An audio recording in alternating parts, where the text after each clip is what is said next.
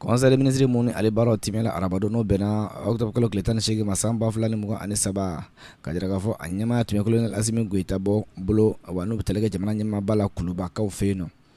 ka jira k'a fɔ mun fɔ ma ko chapitre des mesures législatives et réglementaires an ka ministre min ka baara ɲɛsinnen bɛ sɔrɔ ale ni sɔrɔ labaarali ko ma n'a fɔ ma ko économie et des finances k'i b'a ye k'a fɔ conseil des ministres la ale ye projet de décret dɔ fana ta mun ni a bɛna essayer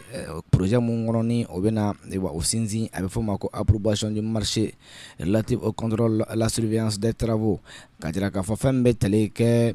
Bamako ani Kulukoro ni ɲɔgɔn cɛ baara minnu mɔgɔnin bɛ yen nɔ wa siraba n'a bɛ fɔ ma ko aménagement du tronçon bɛɛ k'a fɔ o sirabankan in bɛɛ k'a fɔ gɛlɛya minnu bɛ o sira baaraw la yɛlɛmaliw bɛ se ka don o la cogo min na ka olu dilan ka ɲɛ n'a bɛ fɔ ma ko route nationale Bamako ani Kulukoro ni ɲɔgɔn cɛ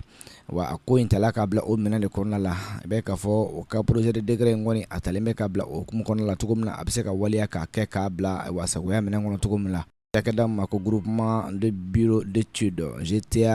GTAH Lobu Conseil ESI ka jira k'a fɔ ko taxi ale ni droit de douane ko olu kɔni tɛ a la ko a bilalen don ka se ka kalo 38 o de kɔni wa kundama kɔnɔ baaraw kan ka se ka kɛ ka ban ka bɛn o hukumu kɔnɔna de la ka jira k'a fɔ ko projet de décret mun filɛ ni a kɔni hakilina tala ko bɛɛ k'a fɔ wa o jɛn'a ma ka se ka adopter